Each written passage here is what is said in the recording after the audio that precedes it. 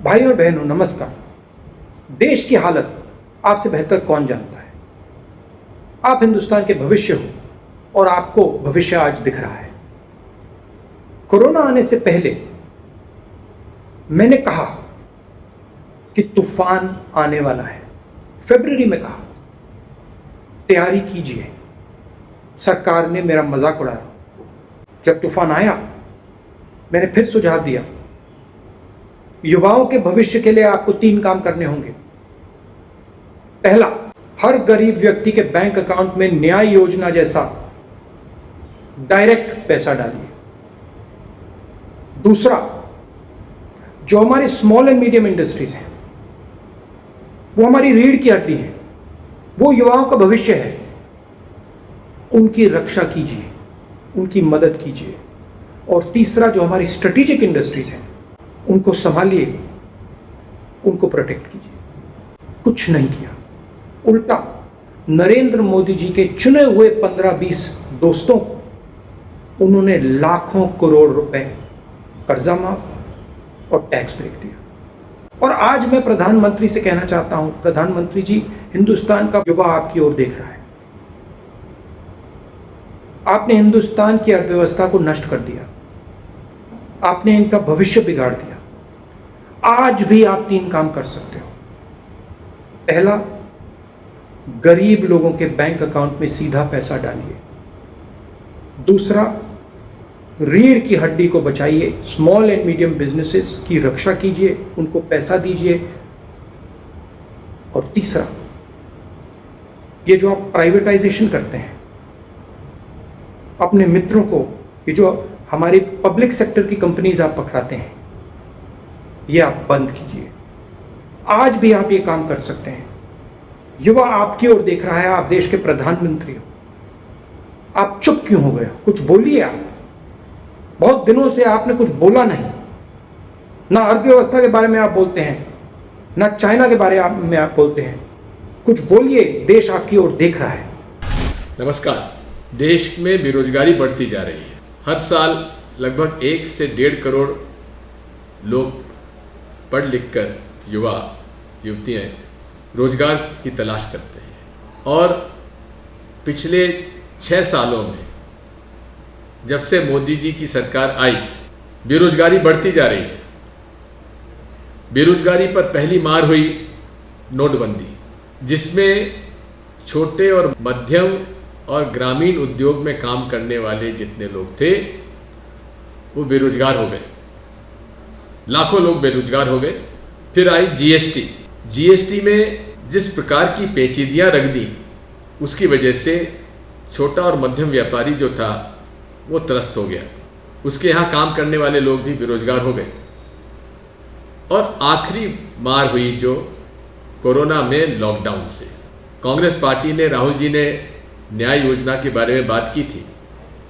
अगर न्याय योजना को लागू कर दिया होता तो आज ये समस्या पैदा नहीं होती और भारत की जीडीपी की जो गिरावट आई है 23% की, वो नहीं होती। आज भी मौका है।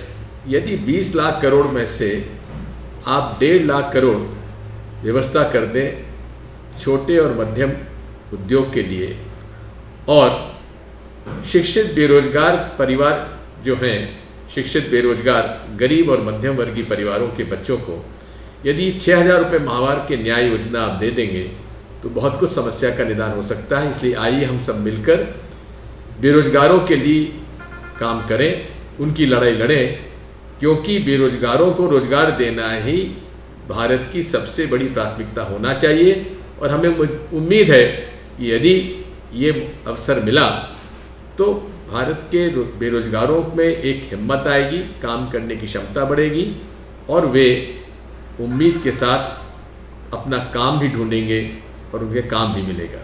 बहुत बहुत धन्यवाद। मोदी शासन में देश की अर्थव्यवस्था तहस नहस होकर रह गई है। आज हमारा जो जीडीपी है वो -23.9 तक पहुंच गया है। देश में हालात दिन प्रतिदिन बदतर होते जा रहे हैं। बेरोजगारी चरम सीमा पे है, महंगाई चरम सीमा पे है। ऐसे में कांग्रेस पार्टी मांग करती है कि जो बेरोजगार युवा है या गरीब परिवार है उनको प्रति माह न्याय योजना के तहत 6,000 रुपये प्रति माह मिलना चाहिए। और हमारे जो MSME हैं, जो हमारे लघु सूक्ष्म उद्योग हैं, उन उद्योगों को जो है बढ़ावा देने की जरूरत है। नमस्कार साथियों, बेरोजगारी का आंकड़ा देश में निरंतर रूप से बढ़ता जा रहा है।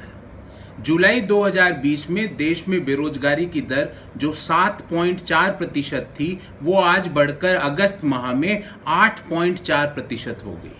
मतलब एक महीने में 1% की दर से बेरोजगारी की दर बढ़ गई।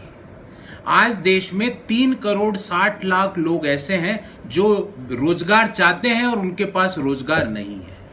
अप्रैल से लेकर अगस्त अर्थात 5 महीनों में, अप्रैल 2020 से अगस्त 2020 के मध्य 5 महीनों में 2,10,00,000 सैलरीड क्लास लोगों ने अपना पक्का रोजगार खो दिया।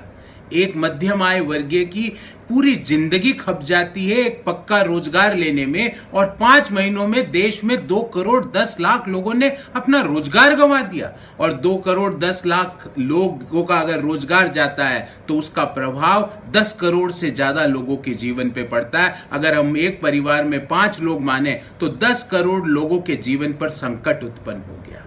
समझना यह पड़ेगा कि ऐसा क्यों हुआ, ऐसा क्या कारण हुआ। इसका कारण है कि अर्थव्यवस्था में निरंतर रूप से 2014 से लेकर अब तक निरंतर रूप से निवेश की कमी हुई। मैं एक आंकड़ा देता हूं कि अर्थव्यवस्था में जो निवेश 2014 में 30.1% ऑफ जीडीपी होता था, वो 2019 में घट के 27.4% ऑफ जीडीपी हुआ।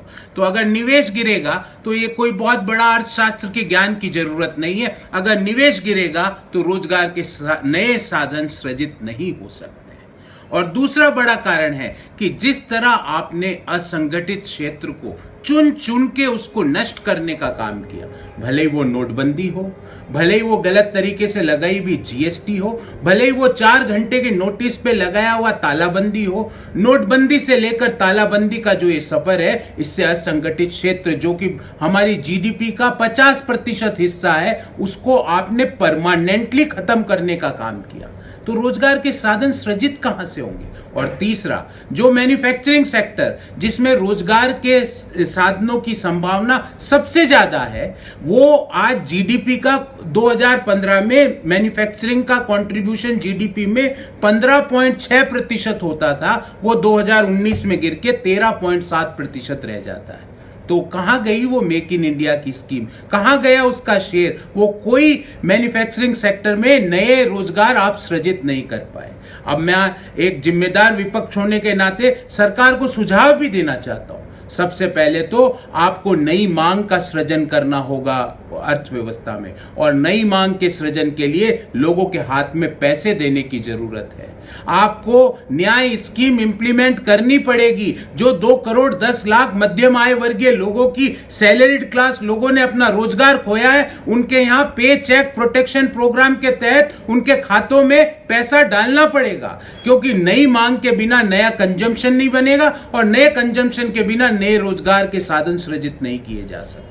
नंबर दूसरा, कि आपको अर्थव्यवस्था में सार्वजनिक पब्लिक इन्वेस्टमेंट, प्राइवेट इन्वेस्टमेंट और हाउस होल्ड इन्वेस्टमेंट आपको नया लाना पड़ेगा। आप तो पब्लिक इन्वेस्टमेंट भी नहीं कर रहे, स्टेट्स को जीएसटी का उनका बकाया नहीं दे रहे हैं, तो स्टेट्स भी इन्वेस्ट नहीं कर पा रहे हैं। तो आपको अर्थव्यवस्था में नए निवेश का सृजन करना पड़ेगा। और लास्ट, जो जीएसटी की जो आपकी दरें हैं, आपको मैं एक उदाहरण से अपनी बात खत्म करूंगा। मोटरसाइकिल को भारत सरकार एक लग्जरी आइटम मानती है और 28% की जीएसटी लेती है। आप बताइए, मैं आप सबसे पूछता हूं, क्या मोटरसाइकिल लग्जरी आइटम है? ये देश की जरूरत है। आप उसको लग्जरी आइटम करके उसके महंगा करके रखते हो, तो ना तो जो मोटर बाइक की जो कंपनियां हैं वो ना तो ज्यादा प्रोड्यूस कर पाती, ना ज्यादा बेच पाती है। तो आपको जीएसटी की दरों को रेशनलाइज करना पड़ेगा, जिससे कि वो चीजें जो कि एक आम व्यक्ति यूज करता है वो उसको यूज कर पाए, तभी ये रोजगार के नए साधन सृजित हो पाएंगे। बहुत बहुत धन्यवाद। जय Hind. Speak up for job, ये अपना आप में एक संदेश है पूरे देश के युवाओं को, और सरकार के सामने एक बहुत बड़ा क्वेश्चन मार्क है कि 2 करोड़ का वादा किया गया था प्रति वर्ष नौकरी देने का 14 के चुनाव के अंदर, जो चुनाव जीत के आए थे, एनडीए गवर्नमेंट बनी थी। और दुर्भाग्य से आर्थिक स्लो डाउन हुआ लगातार, कोविड आ गया, अर्थव्यवस्था पूरी पटरी से उतर गई। हालात ये कि आज हाहाकार मचा हुआ युवाओं के अंदर, हाहाकार मचा हुआ। असंगठित क्षेत्र अलग दुखी हैं, युवा रोजगार के लिए भटक रहा है, नौकरी मिल नहीं रही, नौकरी जा रही है। ये सिलसिला कब रुकेगा, ये चिंता का विषय बना हुआ है सबके लिए। और जब तक अर्थव्यवस्था पटरी पे नहीं आएगी तब तक संभव नहीं है कि आप रोजगार दे सको लोगों को, राज्यों में भी और केंद्र में भी। भारत सरकार की टॉप प्रायोरिटी होनी चाहिए कैसे एक माहौल बनाए युवाओं के सामने कि आपको रोजगार मिलेगा। भारत सरकार को चाहिए कि वो बताए देशवासियों को कि उनकी प्लान क्या है, योजना क्या है आगे के लिए, आर्थिक गतिविधियां किस प्रकार से